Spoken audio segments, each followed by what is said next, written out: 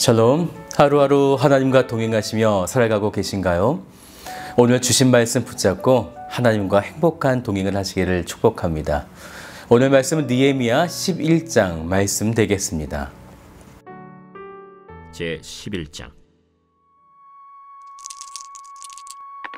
백성의 지도자들은 예루살렘에 거주하였고 그 남은 백성은 제비 뽑아 10분의 1은 거룩한 성 예루살렘에서 거주하게 하고 그 10분의 9는 다른 성읍에 거주하게 하였으며 예루살렘에 거주하기를 자원하는 모든 자를 위하여 백성들이 복을 빌었느니라.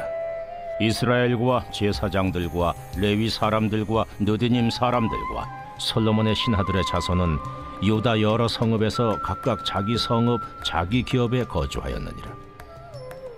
예루살렘에 거주한 그 지방의 지도자들은 이러하니 예루살렘에 거주한 자는 유다 자손과 베냐민 자손 몇 명이라.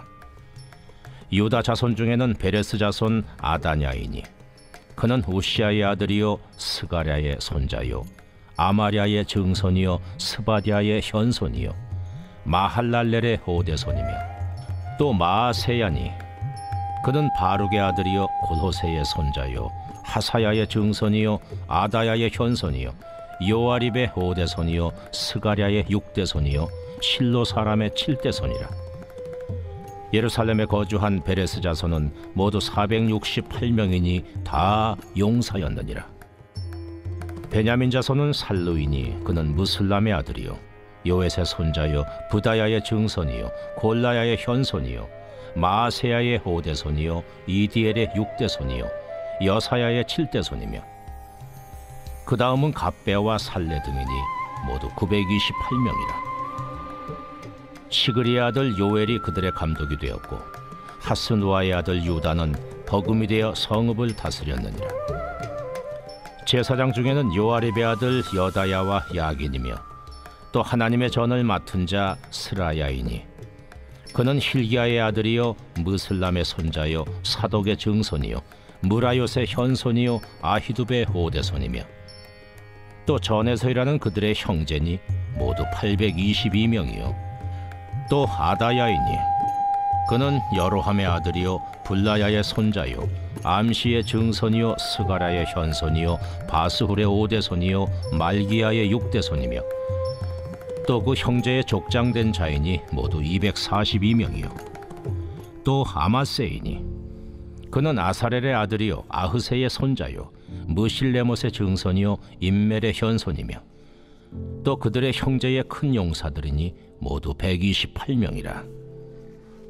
하그돌림의 아들 삽디엘이 그들의 감독이 되었느니라.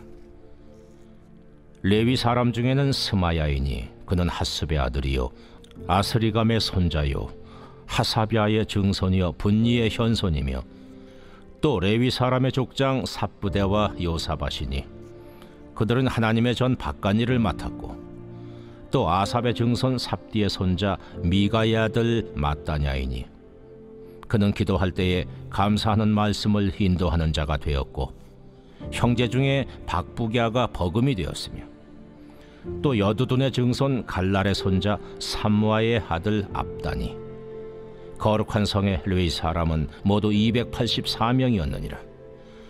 성 문지기는 악굽과 달몬과 그 형제이니 모두 172명이며 그 나머지 이스라엘 백성과 제사장과 레위 사람은 유다 모든 성읍에 흩어져 각각 자기 기업에 살았고 느디님 사람은 오벨에 거주하니 시하와 기스바가 그들의 책임자가 되었느니라. 노래하는 자들인 아삽 자손 중 미가의 현손 마따냐의 증손 하사비아의 손자 바니의 아들 우시는 예루살렘에 거주하는 레위 사람의 감독이 되어 하나님의 전 일을 맡아 다스렸으니 이는 왕의 명령대로 노래하는 자들에게 날마다 할 일을 정해 주었기 때문이며 유다의 아들 세라의 자손 곧 무세사벨의 아들 부다히아는 왕의 수하에서 백성의 일을 다스렸느니라.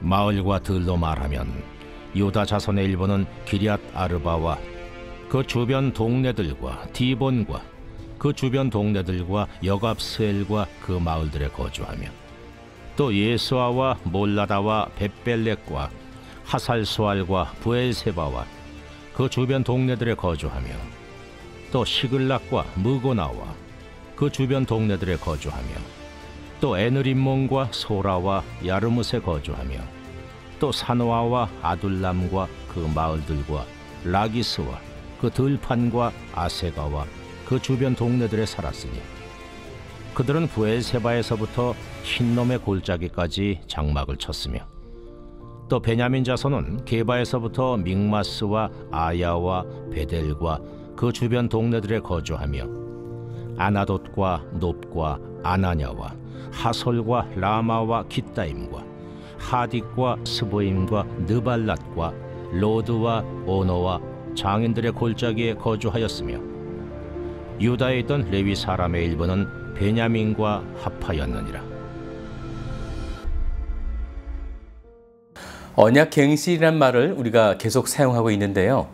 갱신이라고 하는 말은 이미 있던 것을 고쳐서 새롭게 한다라는 말입니다. 운전면허 기간을 늘릴 때에도 또한 집에 대한 전세 계약서를 작성할 때에도 갱신이라고 하는 말을 사용하죠. 전혀 새로운 것을 만든다라는 말이 아니라 이미 있던 것을 고쳐서 새롭게 한다. 지금 하나님은 느헤미야를 통해서 이스라엘 백성들과 언약 갱신을 하고 있는 것입니다. 하나님께서 이미 주셨던 언약을 그들로 하여금 다시금 새롭게 해주시고 있는 것이죠.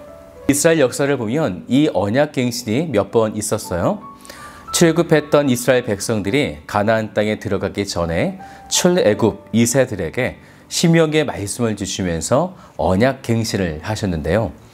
하나님은 새 시대를 여실 때에 당신의 백성들을 무작정 들여보내신 것이 아니라 주신 언약을 다시 새롭게 하고 점검하는 언약 갱신을 한 이후에 새 시대 그리고 새로운 약속의 장소에 들어가게 하셨다는 것입니다. 이제 성벽이 완성되어서 예루살렘 성은 견고해졌어요. 성전을 중심으로 길게 뻗은 예루살렘 성은 이제 외부의 침입도 막아낼 수 있을 만큼 견고해졌습니다. 그런데 누구나 다 그 성에 들어와서 살지는 않았어요. 오늘 본문 1절을 같이 볼까요? 백성의 지도자들은 예루살렘에 거주하였고 그 남은 백성들은 제비 뽑아 10분의 1을 거룩한 성 예루살렘에서 거주하게 하고 그 10분의 9는 다른 성읍에 거주하게 하였으며 말씀을 보니까요. 극소수의 사람만 예루살렘 성에 살게 된 것이죠. 그런데 조금 이상한 말씀이 나와요. 그 다음 2절을 같이 볼까요? 예루살렘에 거주하기를 자원하는 모든 자를 위하여 백성들이 복을 빌었느니라.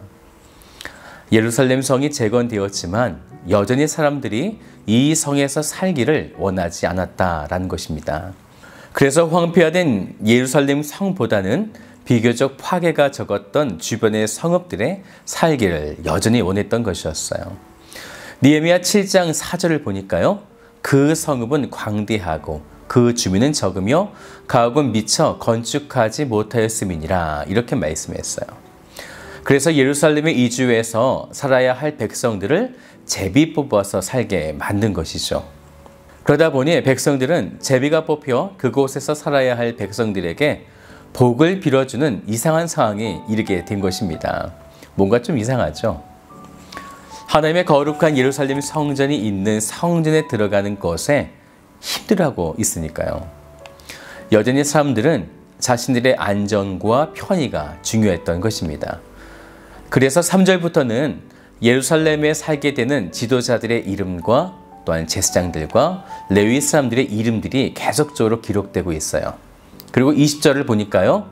그 나머지 이스라엘 백성과 제사장과 레위 사람은 유다 모든 성읍에 흩어져 각각 자기 기업에 살았고 이렇게 했다라는 거죠.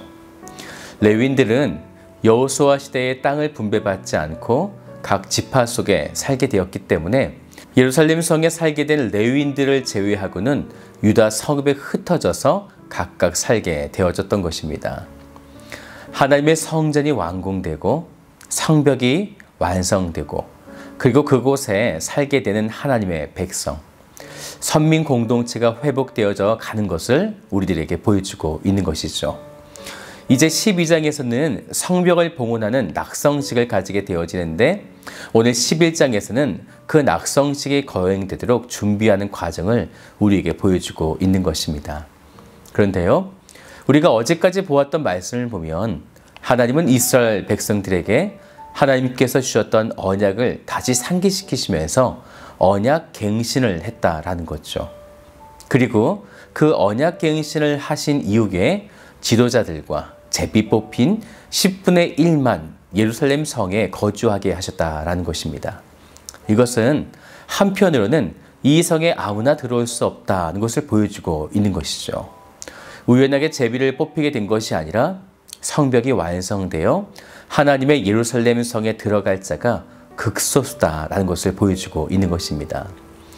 잠언서 16장 33절의 말씀을 보면요, 제비는 사람이 뽑으나 모든 일을 작정하기는 여호와께 있느니라, 이렇게 말씀하셨습니다. 성에 살기로 제비 뽑힌 사람들은 어쩌면 이런 생각을 했었는지도 모릅니다. 아, 힘들겠다, 뭐 그런 생각이요. 그럼에도 불구하고 그들은 순종했다는 것입니다. 그 성에 들어가기를 마다하지 않았다는 거죠. 영적으로 본다면 구원은 하나님께서 전적으로 베푸시지만 구원을 받을 우리들이 그것을 수용하고 순종해야 온전한 구원이 일어난다는 것을 보여주고 있는 것입니다. 그래서 성경에 그 성에 들어가기로 순종한 자들이 얼마나 존귀한지 그 이름들이 낱낱이 기록되고 있는 것입니다. 사랑하는 여러분, 하나님이 부르실 때 아멘하고 응답하십시오. 부르심에 응답할 때에 하나님은 당신의 구원의 역사를 오늘 우리들에게 실현하실 것입니다. 오늘 부르심에 순종하신 자들이 되시기를 주님의 이름으로 축복드립니다.